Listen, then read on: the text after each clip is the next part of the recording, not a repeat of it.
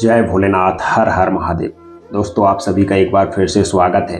दोस्तों, आज हम एक बहुत ही दुख भरी कहानी लेकर आए हुए हैं। जब बेटे बहू के सामने आया सास का दिल दहलाने वाला सच, तो भाग्य ने खेला ऐसा खेल कि सबको रोना आ गया।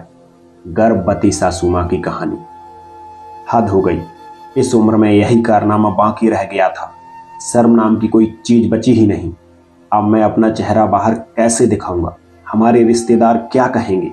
मेरे ऑफिस के दोस्त क्या सोचेंगे? एक पल में ही हमारी इज्जत का कचरा कर दिया। दिल में नफरत और चेहरे पर गुस्सा लिए आकाश जोर जोर से चिल्ला रहा था। चलिए आपको बताते हैं कि आखिर माजरा क्या है। आखिर ऐसा क्या हो गया था जो आकाश इतना भड़क रहा था। दरअसल सुमन जी और चंद्र प्रकाश जी, जो कि आकाश के माता पिता हैं, उनका एक और बच्चा इस दुनिया में आने वाला है। और इसी बात को सुनने के बाद से ही आकाश का गुस्सा सातवें आसमान पर है।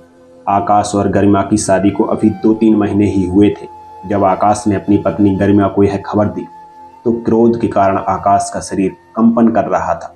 लेकिन गरिमा को समझ में यह नहीं आ रहा था कि इसमें नाराज होने वाली बात क्या है, पर अपने पति के गुस्से के सामने वह कुछ ना बोल सकी। गरिमा चुपचाप आकाश की बातें सुनती जा रही थी, परंतु उसके मन में एक प्रश्न कौंध रहा था कि इस सबसे उनकी समाज में इज्जत क्यों खत्म हो जाएगी। गरिमा के पति आकाश अभी मात्र 24 वर्ष का है। उससे छोटी गरिमा की ननद शीतल, गरिमा के सास ससुर की शादी बहुत ही कम उम्र में हो गई थी और उसकी सास भी अभी ज्यादा उम्र की नहीं थी। गरिमा अब तक यह समझने में असमर्थ थी कि उसका पति किस बात को लेकर इतना नाराज है। अपनी सास के साथ उसे पूरी सहानुभूति थी। वह उनसे पूछना चाहती थी कि आखिर उनका क्या खाने का मन कर रहा है, क्योंकि जब से वह इस घर में आई थी तब से उसकी सासू माँ ने बिल्कुल उसे अपनी एक बेटी की तरह रखा था। उसकी पसंद और नापसंद का पूरा ख्याल रखती। गरिमा भी अपनी सासू माँ को बेहद पसंद करती थी, परंतु आज अपने पति के मुंह से ऐसी बातें सुनने के बाद उसे बिल्कुल भी अच्छा नहीं लग रहा था। शाम को गरिमा के ससुर चंद्र प्रकाश जी ने जब उन सभी को इस बारे में बात करने के लिए हॉल में बुलाया, तो कोई भी उनकी बात सुनने के लिए अपने कमरे से बाहर नहीं निकला। चंद्र प्रकाश जी सरकारी स्कूल में प्रधानाध्यापक के पद पर कार्यरत थे। अक्सर ऐसा हुआ करता था कि जब भी वे अपने बच्चों को बुलाते थे तो वे डर के कारण जल्दबाजी में तुरंत उनके सामने पहुंच जाते थे, क्योंकि वे थोड़ा डांट डपट कर बात करते थे, लेकिन दिल के बेहद नर्म हैं। वे एक बेहद प्रभावशाली व्यक्तित्व वाले व्यक्ति हैं। गरिमा के आने के बाद उनका उनके साथ इतना लगाव हो गया था कि अब तो उन्हें सुबह की चाय भी उसके बिना अच्छी नहीं लगती थी। वे उसे हमेशा बेटी कहकर बुलाते हैं। आज चंद्र प्रकाश जी के बुलाने पर भी आकाश और शीतल दोनों में से कोई नहीं आया, तो गरिमा खुद ही को दोषी महसूस कर रही थी कि माताजी और पिताजी बात करने के लिए बैठे हैं, लेकिन उनके बच्चे बुलाने के बाद भी उनकी बात सुनने नहीं जा रहे हैं। आम दिनों में तो गरिमा अपनी सासू माँ और नंद शीतल के साथ मिलकर नाश्ता बनाया करती थी, और आकाश के ऑफिस लौट जाने के बाद सभी लोग हॉल में एक साथ बैठकर खाना करते और खूब सारी बातें करते। लेकिन आज सब कुछ बेकाबू था। स्थिति को संभालने के उद्देश्य से जब गरिमा अपने पति के पास गई और कहने लगी, सुनिए जी, पिताजी ने आपको बुलाया था, क्या आप भूल गए? गरिमा की बात सुनकर आकाश का चेहरा गुस्से से लाल हो गया और तमतमाते हुए बोला, मुझे किसी से कोई बात नहीं करनी है और तुम मेरी पत्नी हो। जो मैं कहूँगा वही तुम करोगी। तुम बहुत ज्यादा दिमाग चलाने की जरूरत नहीं है। गरिमा हैरान थी कि यदि वह आकाश की पत्नी है तो अपने सास ससुर की तरफ से क्यों नहीं बोल सकती, परंतु नहीं थी, इसलिए चुपचाप बैठ गई। तभी दरवाजे पर दस्तक हुई और गरिमा के ससुर चंद्र प्रकाश जी की आवाज आई, बेटा आकाश। परंतु आकाश ने कोई जवाब नहीं दिया। वह फेसबुक पर व्यस्त था। गरिमा ने दरवाजा खोला और उन्हें अंदर आने को कहा, तो चंद्र प्रकाश जी बोले, नहीं बेटी, अभी नहीं। मैं और तुम्हारी माँ तुम लोगों से कुछ बात करना चाहती हैं, हॉल में आ जाओ। ऐसा कहकर वह चले गए। शीतल को छोड़कर बाकी सभी लोग हॉल में पहुंच चुके थे। गरिमा ने उसे कई बार बुलाने की कोशिश की, परंतु उसने दरवाजा नहीं खोला, और केवल इतना ही नहीं, कहा, प्लीज मुझे परेशान मत करो, मैं अकेला रहना चाहती हूँ। हॉल में चंद्र प्रकाश जी अपनी पत्नी के साथ सर झुकाए बैठे थे। सामने आकाश बैठा था और गरिमा उसके पास ही जाकर खड़ी हो गई। सासू माँ का चेहरा देखा तो उसे बहुत तकलीफ हुई। एक ही दिन में उनका सुंदर चेहरा मुरझा गया था। आंखों के नीचे काले घेरे पड़ गए थे। शायद पहली बार वह रोई थी। आज वह पूरा दिन कमरे से बाहर नहीं निकली थी। उनकी हालत देखकर गरिमा को भी रोना आ रहा था। तभी आकाश ने कठोर स्वर में कहा, कहो क्या कहना था आपको, जल्दी कहिए, मुझे बहुत काम है। आकाश ने कभी आज तक अपने माता पिताजी से इस लहजे में बात नहीं की थी। चंद्र प्रकाश जी ने खुद को संभालते हुए धीरे से कहा, तुम लोग तो सब कुछ जानते ही हो। आकाश गुस्से में बोला, जी हाँ जानते हैं। तो अब तुम्हें इस बारे में क्या कहना है? हम आपको क्या कह सकते हैं पिताजी? आपने कुछ कहने लायक छोड़ा ही कहाँ है? मुझे तो समझ ही नहीं आता कि अब हम लोगों के सामने किस मुंह से जाएंगे। आप लोगों ने तो हमें कहीं जाने लायक नहीं छोड़ा।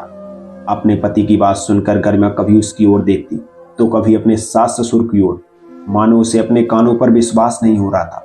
तभी चंद्र प्रकाश जी बोले, क्या हमारे कारण तुम लोगों को बाहर निकलने में शर्म आ रही है? तभी आकाश ने ऊंचे स्वर में कहना शुरू किया, और नहीं तो क्या, मेरे अपने मित्र हैं, शीतल की सहेलियां हैं, गरिमा के मायके वाले हैं, वे सब लोग क्या कहेंगे, सोचकर ही शर्म के कारण मेरा सर झुका जा रहा है। बेटे को इस तरह बात करते देख सुमन जी की आंखों से आंसू बहने लगे। गरिमा ने झट से उन्हें अपने गले से लगा लिया। उसे बहुत तकलीफ हो रही थी, परंतु आकाश बोलता गया, यह सब कारनामे के बाद अब आप लोग हॉल में ही सभी को बुलाकर सभा बैठा रहे। लेकिन पिताजी, मैं केवल इतना ही कहना चाहता हूँ कि अब मेरा आप लोगों से कोई लेना देना नहीं है। अब मैं केवल अपने तरीके से जीऊंगा और आप अपने तरीके से। शीतल क्या करेगी वो खुद समझ ले। चंद्र प्रकाश जी की आंखें क्रोध से लाल हो गई और उधर सुमन जी की आंखों से आंसुओं की धारा रुक ही नहीं रही थी। तभी चंद्र प्रकाश जी बोले, मतलब यह है कि तुम घर की रसोई बांटना चाहते हो? आकाश सोफे से उठ खड़ा हुआ और बोला, मुझे इन औरतों वाली बातों में कोई दिलचस्पी नहीं है, परंतु मैं आपके साथ अब कोई रिश्ता नहीं रखना चाहता, ना ही आपके साथ रहना चाहता हूँ। तभी चंद्र प्रकाश जी ने अपनी आंख के आंसू पोंछे और बोले, तो ठीक है, यदि तुम हमारे साथ नहीं रहना चाहते तो मैं और तुम्हारी माँ अपने गांव वाले मकान में चले जाते हैं। इतना एहसान करने की कोई जरूरत नहीं है, पहले ही आप बहुत जगह हसाई करा चुके हैं। यह कहकर आकाश अपने कमरे में वापस चला गया। इधर हॉल में बैठे दोनों माता पिता अपने बच्चों का व्यवहार देखकर अपराध बोध से ग्रस्त हुए जा रहे थे। इसके बाद कई दिन बीत गए, परंतु घर में और पहले जैसी रौनक कभी नहीं आई। आकाश और शीतल दोनों भाई बहन अपने माता पिता से बात नहीं करते थे, केवल अपने कमरे तक ही सीमित रहते थे। यदि किसी कारण से उनका आमना सामना भी हो जाता तो वे दोनों अपने माता पिता को ही गुस्से और नफरत भरी निगाह से देखते। ऐसी स्थिति में यदि कोई उनकी हालत को समझ पा रहा था तो वह केवल उनकी बहू गरिमा थी, जो उनका ख्याल रखने की पूरी कोशिश कर रही थी। उनके साथ हाल चाल बांटती, अपनी सास के बालों में तेल लगा देती, परंतु गरिमा ने महसूस किया कि उनकी सासू माँ अब पहले जैसी चुस्त नहीं रही थी। गरिमा और चंद्र प्रकाश जी उन्हें खुश रखने के लिए कोशिश करते, परंतु ज्यादा सफल नहीं हो पाते। आकाश को यह कतई पसंद नहीं था कि गरिमा उसके माता पिता के लिए कुछ करे, इसलिए उसके रहते हुए वह चाहकर भी उनके पास नहीं जा सकती थी। उस समय बीतते बीतते 7 महीने हो चुके थे। एक दिन अचानक सुमन जी की तबीयत बिगड़ने लगी। पैरों में सूजन आ गई थी, कुछ खा भी नहीं पा रही थी। उल्टियां होने के कारण शरीर इतना कमजोर हो गया कि चल फिर भी नहीं सकती थी। चंद्र प्रकाश जी को अपनी पत्नी की बहुत चिंता थी, इसलिए वे बिना थके उसकी सेवा में लगे रहे। कभी तो अपनी पत्नी की पैर दबाते, कभी उन्हें अपने हाथों से खिलाते, उल्टी भी हो जाती तो उसे साफ कर देते। उनका अपनी पत्नी के प्रति प्यार देखकर गरिमा आश्चर्यचकित सी रह गई, परंतु इतना सब कुछ होने के बावजूद आकाश और उसकी बहन शीतल का दिल बिल्कुल भी नहीं पसीजा। एक दिन गरिमा के पास उसकी माँ का फोन आया और बोली कि बेटे, कुछ दिनों के लिए दामाद जी के साथ हमारे यहाँ पर रहने के लिए आ जाओ। गरिमा ने बड़ी हैरानी से कहा, यह क्या है, क्या कह रही हो माँ? अपनी सासू माँ को ऐसी हालत में छोड़कर मैं कैसे आ सकती हूँ? गरिमा, तुम्हारा दिमाग तो खराब नहीं हो गया? अब तुम अपनी सास की सेवा करोगी और उसके बाद उनका बच्चा भी पालोगी। तुम्हारा अपना भी तो परिवार है, उसके बारे में भी कुछ सोचो। परंतु माँ, तुमने ही मुझे हमेशा समझाया है कि मेरा ससुराल ही अब मेरा परिवार है, तो फिर आज ऐसी बातें क्यों? मुझे इतना मालूम है कि आज मेरी सास को मेरी ज़रूरत है, तो मैं उनके साथ खड़ी रहूंगी। इतना कहकर गरिमा ने माँ की और कोई बात नहीं सुनी और बिना कहे ही फोन रख दिया। अक्सर आस पड़ोस वाले उन लोगों की हंसी मजाक बनाया करते थे। एक दिन बगल वाली आंटी ने गरिमा को देखते हुए कहा, एक बात तो बताओ बहू, क्या तुम्हारी सास का पाँव भारी है? तभी गरिमा ने अपने आप को शांत करते हुए कहा, सही सुना है आपने आंटी। इस उम्र में यह सब कारनामे कहते हुए आंटी हंसने लगी तो गरिमा ने उनकी ओर देखते हुए मुस्कुराते हुए कहा, एक बात बताइए, इस उम्र में पति का प्यार कितनी पत्नियों को मिलता है? फिर मेरी सासू माँ तो इस मामले में बड़ी भाग्यशाली हुई। ऐसा कहते हुए गरिमा जाने लगी तो पीछे से आवाज आई, लगता है सासू माँ के प्यार का रंग कुछ ज्यादा ही चढ़ गया है तुम पर। तभी उनके पास खड़ी एक और औरत ने भी यह कह दिया, यही दिन देखने बाकी रह गए थे। गरिमा को उनकी बातें सुनकर गुस्सा आ गया, परंतु किसी भी बात का जवाब ना देते हुए उसने घर लौटना ही बेहतर समझा। आज बहुत तेज बरसात हो रही थी, तो गरिमा ने सोचा कि इस बरसात में गर्मा गर्म छोले पूरी सबको अच्छे लगेंगे, खास तौर पर उसकी सासू माँ को, और उसके पति आकाश के वह फेवरेट थे। आज गरिमा ठान चुकी थी कि वह परिवार के सभी सदस्यों को एक साथ खाने की मेज पर बिठाकर परोसेगी। आज आकाश और शीतल को भी शक्ति दिखाकर उनके माता पिता के पास बैठाएगी। अभी यह सोचकर थोड़ी सी मुस्कुराहट चेहरे पर आई कि अचानक चंद्र प्रकाश जी रसोई में आए। बेटी, हमारे कमरे में तो आओ, लगता है तुम्हारी माँ की तबीयत ठीक नहीं है। माँ को क्या हुआ पिताजी? कहते हुए गरिमा डरी सहमी उनके कमरे की ओर दौड़ी भागी। देखा तो उसकी सासू माँ बिस्तर पर पड़ी हुई दर्द से कराह रही थी और तभी जोर जोर से भगवान का नाम लेती जा रही थी। वह पसीने से भीग चुकी थी। डर के मारे गरिमा के हाथ पैर कांपने लगे। उसे समझ नहीं आ रहा था कि क्या करें, क्योंकि इस मामले में उसे कोई अनुभव नहीं था। दौड़कर सासू माँ का हाथ पकड़ा और बोली, क्या बहुत तकलीफ हो रही है माँ? हम आपको कुछ नहीं होने देंगे। हम अभी आपको अस्पताल लेकर जाते हैं। आप बस भगवान को याद करो। बेटा, अभी के अभी आकाश को फोन करो, वह ऑफिस की गाड़ी से जल्दी आ जाएगा। चंद्र प्रकाश जी ने गरिमा से कहा, तो गरिमा ने तुरंत मोबाइल उठाकर आकाश को फोन लगाया। मोबाइल की बेल जाती रही, परंतु आकाश ने फोन नहीं उठाया। ना जाने कितनी बार उसने फोन लगाया, लेकिन दूसरी ओर से कोई जवाब नहीं मिल रहा था। घबराकर गरिमा ने शीतल के कमरे का दरवाजा खटखटाया। शीतल, जल्दी आओ, माँ की हालत बिगड़ गई है। यह बात सुनकर शीतल बहुत डर गई और पूछा, क्या हुआ भाभी? परंतु गरिमा हड़बड़ाहट में कुछ बोल नहीं पा रही थी। बस इतना ही कह पाई कि माँ की तबीयत खराब है, तुम्हारे भैया को फोन किया तो उठा नहीं रहे। यह सुनते ही शीतल अपनी माँ के कमरे की ओर दौड़ी। देखा तो पिताजी उनके पैरों के तलवे की मालिश कर रहे थे और गरिमा को देखते ही बोले, आकाश ने क्या कहा बिटिया? क्या अब वह आ रहा है? नहीं पिताजी, वह फोन नहीं उठा रहे। तभी चंद्र प्रकाश जी बिना कुछ कहे जल्दी से अपना कुर्ता पहनकर बाहर निकल गए। और कहाँ जा रहे हैं पिताजी? गरिमा ने पूछा। तो वह बोले, ऑटो रिक्शा ढूंढने जाता हूँ, तुम यहीं अपनी माँ का ख्याल रखो। लेकिन पिताजी, बाहर तो तेज बारिश है। पर बेटी, मेरे पास कोई और चारा नहीं है। ऐसा कहते हुए उन्होंने अपनी भीगी आंखें पोंछी और तेजी से बाहर निकल गए। इधर गरिमा और शीतल माँ का ख्याल रखने लगी। गरिमा ने देखा कि उनकी सासू माँ जोर जोर से कांप रही थी। तभी पास में बैठी शीतल रोने लगी। गरिमा ने उसके सिर पर प्यार भरा हाथ रखा तो उसने तुरंत उसे गले से लगा लिया और फूट फूट कर रोने लगी। भाभी, मैंने अपनी माँ के साथ बहुत गलत व्यवहार किया, परंतु आज मुझे उनकी यह हालत देखकर खुद से घृणा हो रही है। माँ की इस हालत की जिम्मेदार केवल मैं हूँ। भाभी, क्या वह हमें माफ़ कर देंगी? बताओ ना, वह पहले की तरह स्वस्थ हो तो जाएंगी ना? तभी गरिमा बोली, भगवान सब ठीक करेंगे, तुम केवल उनसे प्रार्थना करो कि वह माँ को जल्दी स्वस्थ कर दे। इस समय सुमन जी ने शीतल को अपने पास बुलाया। शीतल एक छोटे बच्चे की तरह उनके पास अपना सिर रखकर रोने लगी। सुमन जी ने इस हालत में भी उसके सिर पर हाथ रखकर थपथपाया। इधर गरिमा अपने पति को फिर से फोन करने लगी, परंतु फोन स्विच ऑफ आ रहा था। तभी गरिमा को ध्यान आया कि उसका मायका उसके ससुराल से ज्यादा दूर नहीं है। उसने तुरंत अपने मायके में फोन किया। माँ, भैया कहाँ हैं? मेरी सासू माँ की हालत बहुत खराब है। आप भैया को उनकी कार के साथ तुरंत भेज दीजिए, अस्पताल लेकर जाना है। ये बात सुनकर उसकी माँ भी कहीं बेचैन हो गई। फिर कहा, लेकिन तुम्हारा भाई तो आज सुबह ही अपनी कार से शहर के बाहर गया है। गरिमा की यह उम्मीद भी खत्म हो गई। वह तुरंत अपनी सासू माँ के पास दौड़ी। तभी शीतल बोली, भाभी, माँ की हालत बिगड़ती जा रही है। 10 मिनट में ही चंद्र प्रकाश जी वापस लौटे और आते ही कहा, क्या आकाश वापस आ गया है? यह सुनते ही गरिमा ने अपना सर झुका लिया। नहीं पिताजी, उनका फोन स्विच ऑफ आ रहा है। गरिमा बेटी, मैं ऑटो लेकर आया हूँ, तुम लोग अपनी माँ को सहारा देती हुई सड़क तक लेकर आओ। सब लोग जैसे तैसे सुमन जी को ऑटो तक लेकर गए। चंद्र प्रकाश जी ऑटो ड्राइवर के पास में बैठे थे और वे तीनों ऑटो में पीछे से बैठे थे। चंद्र प्रकाश जी बार बार मुड़कर सुमन जी की ओर देख रहे थे। उधर बारिश भी तेज होने लगी। आज ना जाने उन्हें छोटा सा रास्ता भी इतना लंबा क्यों लग रहा था। करीब 20 मिनट के बाद जब अस्पताल में पहुंचे तो उन्हें तुरंत आपातकालीन विभाग में भर्ती करवाया गया। गरिमा ने अपने ससुर जी को चिंतित देखते हुए उनका हाथ पकड़कर उन्हें कुर्सी पर बिठाया। उधर शीतल अपने पिता के गले लगकर रोने लगी। करीब आधे घंटे बाद डॉक्टर ने उन्हें बताया कि जल्दी से जल्दी सुमन जी का ऑपरेशन करना होगा। अगर तुरंत फैसला नहीं लिया गया तो जान को भी खतरा हो सकता है। यह सुनकर चंद्र प्रकाश जी एकदम खामोश कुर्सी पर बैठे ही रह गए। तभी गरिमा ने उन्हें संभालते हुए कहा, पिताजी, आप हिम्मत रखिए, मुझे पूरा विश्वास है कि सब कुछ ठीक हो जाएगा। तभी चंद्र प्रकाश जी ने अपने आंसू पोंछे और उठ खड़े हुए।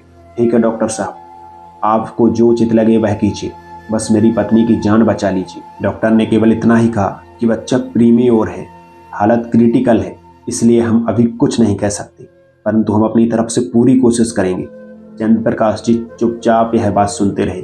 गर्मिया अपने ससुर जी को लेकर काउंटर पर गई और सारी औपचारिकताएं पूरी करने लगी। घर से चलने के पहले उसने अपने पर्स में कुछ पैसे भी उठा लिए थे जो यहाँ काम आ गए। यह देखकर चंद्र प्रकाश जी ने उसके सिर पर हाथ रखा और बोले, बेटी, तुम्हारा मुझ पर इतना बड़ा कर्ज है जिसे मैं कभी नहीं चुका सकता। तभी गरिमा बोली, पिताजी, आप मुझे बेटी भी कहते हैं और दूसरी तरफ मुझे आप अपना कर्जदार भी कहकर मुझे बेगाना भी कर रहे हैं। बस आप अपना हाथ हमारे सिर पर रखिए और हमें कुछ नहीं चाहिए। यह सुनकर चंद्र प्रकाश जी की आंखों से आंसुओं की 2 बूंद उनके गालों पर लुढ़क गई। ऑपरेशन चल रहा था और सभी बाहर बैठे इंतजार कर रहे थे। आकाश को फिर से फोन लगाने की कोशिश की, परंतु वह अभी तक स्विच ऑफ ही था। करीब 1 घंटे बाद ऑपरेशन रूम का दरवाजा खुला और डॉक्टर बाहर आया। बधाई हो, आपको बेटा हुआ है। गरिमा और शीतल दोनों ने हाथ जोड़कर भगवान को शुक्रिया कहा। लेकिन तभी चंद्र प्रकाश जी ने डॉक्टर से पूछा, और मेरी पत्नी वह कैसे? यह बात सुनकर डॉक्टर चुप रह गए। चंद्र प्रकाश जी डॉक्टर की चुप्पी से घबरा गए और बोले, कुछ तो बोलिए डॉक्टर साहब। तभी डॉक्टर ने धीरे से कहा कि उनका हालत अभी क्रिटिकल है। इतना कहकर डॉक्टर चला गया। चंद्र प्रकाश जी को तो मानो जैसे काटो खून नहीं। कंपकपाते पैरों से कुर्सी पर धम से आकर बैठ गए। कुछ देर बाद नवजात बच्चे की रोने की आवाज़ सुनकर गरिमा उठ खड़ी हुई। तभी नर्स बच्चे को लेकर ऑपरेशन रूम से बाहर आई। गरिमा ने तुरंत उसे अपनी गोद में लिया और पल भर में ही बच्चा चुप हो गया। छोटे नन्हे हाथों से उसने गरिमा के दुपट्टे को कस के पकड़ लिया और गरिमा उसे देखकर मुस्कुराने लगी और शीतल से बोली, क्या तुम इसे गोद में नहीं लोगी? तभी शीतल ने कहा, पहले पापा को दिखाओ भाभी। चंद्र प्रकाश जी ने अपने बेटे को देखकर उठ खड़े हुए, उसे बड़े प्यार से देखा और फिर उसे गोद में लेकर जोर जोर से रोने लगे। यह देखकर गरिमा और शीतल भी खुद को रोने से रोक ना पाई, लेकिन बच्चा अपने पिता की शरण में आकर चैन की नींद सो गया था। शाम के वक्त जब आकाश घर पहुंचा तो उसने देखा कि घर पर कोई नहीं था। किसी को ना पाकर उसका दिल अनजाने डर से कांप उठा। फोन को चार्जिंग पर लगाकर ऑन किया तो देखा, हैरान रह गया कि गरिमा की 10 मिस कॉल थी। जैसे ही फोन लगाकर पूछने लगा, उसी समय उसके पिता चंद्र प्रकाश जी का फोन आया। आकाश, जो कि अभी तक अपने पिताजी से नाराजगी के कारण बात नहीं कर रहा था, परेशान और चिंतित होते हुए तुरंत बोला, हेलो पिताजी, कहाँ हैं आप सब लोग? माँ ठीक तो है ना? बेटा, हम यहाँ अस्पताल में हैं। तुम्हारी माँ की हालत कुछ ठीक नहीं है। तुम एक काम करो, हमारी अलमारी के लॉकर में तुम्हारी माँ की सारी रिपोर्ट्स रखी। तुम इन रिपोर्ट्स को लेकर जल्दी से यहाँ पहुँचो। पिताजी आप चिंता मत कीजिए, मैं तुरंत पहुँचता हूँ।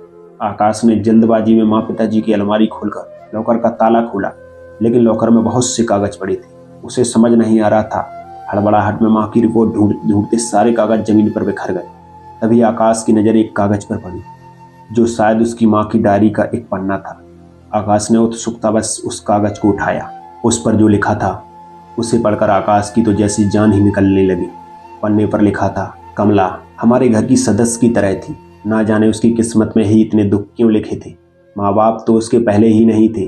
कुछ महीना पहले ही पति की मृत्यु हो गई और आज वह खुद भी कैंसर की बीमारी से जंग हार गई, लेकिन जाने से पहले अपने 3 महीने के नन्हे से बेटे को हमारी गोद में डालकर चली गई।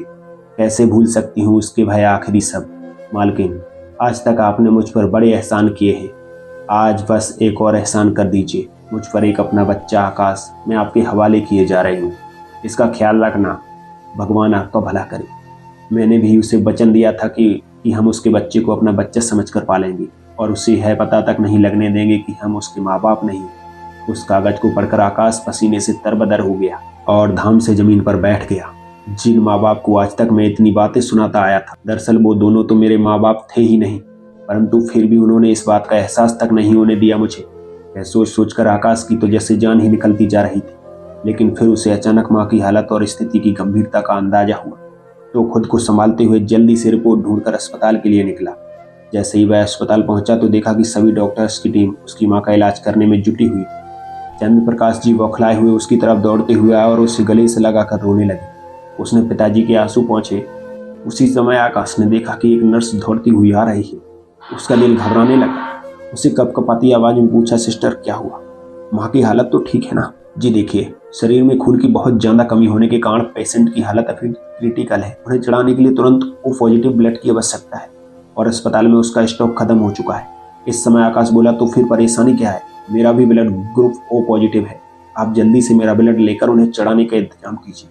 जब आकाश ब्लड डोनेट करने के उनके बाहर आया तो गरिमा के हाथों में नवजात को देखकर उसका दिल करुणा से भर आया। उसने नन्हे को अपने हाथों में उठाया और आंसू भरी आंखों से उसे निहारने लगा। उस समय तो उसे लगातार यूं ही देखता रहा। थोड़ी देर बाद जब उसे सुमन जी से मिलने की इजाजत मिली तो गरिमा और आकाश मां से मिलने के लिए गए। नन्हा सा बच्चा आकाश के हाथों में था।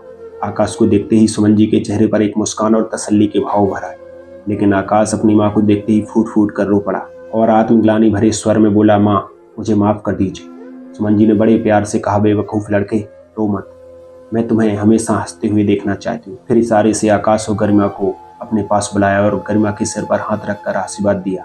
फिर मुन्ने को चूमा और आकाश से बोली, मेरी वजह से तुमने अपना सम्मान खोया है। तुम्हारा गुस्सा मुझ पर है, लेकिन यह मासूम बच्चा तुम्हारा अपना ही है। इसकी कभी अपेक्षा मत करना। मैं इसे तुम्हारे पास छोड़े जा रही हूँ, इसका ध्यान रखना। लापरवाही मत करना, नहीं तो मुझे शांति नहीं मिलेगी। माँ की यह बात सुनकर आकाश का सीना कांप उठा। गरिमा, माँ यह क्या कह रही हैं आप? भाई हमें छोड़कर कहाँ जाएंगे? माँ, इस बच्चे का मैं अपनी जान से भी ज्यादा ख्याल रखूंगा। आप चिंता मत कीजिए। अब यह आपका नहीं मेरा बेटा है, लेकिन आप हमें छोड़कर जाने की बात नहीं करेंगे, समझिए आप। उधर बाहर कुर्सी पर बैठे चंद्र प्रकाश जी स्वयं को लाचार महसूस कर रहे थे और शीतल उन्हें सहारा दे रही थी कि तभी आकाश पागलों की तरह केबिन से दौड़ता हुआ बाहर की ओर भागा। चंद्र प्रकाश जी ने उसे पीछे से पुकारा, लेकिन उसने नहीं सुना। कुछ ही पलों में भाई एक डॉक्टर के साथ लौटा। सभी उसके पीछे पीछे गए। डॉक्टर ने सुमन जी को चेक किया और एक गहरी सांस लेते हुए कहा, सुमन जी अब इस दुनिया में नहीं रही। आकाश अपनी माँ के पास फर्श पर घुटनों के बल बैठ गया। अपनी माँ के दोनों पैरों को हाथों से पकड़कर चूमने लगा और चिल्लाया, मुझे माफ कर दो, मैं तुम्हें फिर कभी दुख नहीं पहुंचाऊंगा। तुम इस तरह हमें छोड़कर मत जाओ माँ। कितनी अजीब बात है ना, जब कोई हमसे बेइंतहा प्यार करता है तो हम उसके प्यार को समझ नहीं पाते, उसकी अपेक्षा करते हैं, लेकिन जब वही शख्स चला जाता है तब हम उसके प्यार की गहराई को समझ पाते। अंत में सुमन जी मौत से जरूर हार गई, लेकिन उनका प्यार जीत गया। दोस्तों, इस कहानी से आपको क्या शिक्षा मिली? ये कहानी आपको कैसी लगी? अपनी प्रतिक्रिया कमेंट बॉक्स में जरूर दें। साथ ही वीडियो को लाइक करें, चैनल को सब्सक्राइब करें। मैं जल्द ही आता हूँ एक और ऐसी ही सच्ची कहानी लेकर। तब तक के लिए अपना ख्याल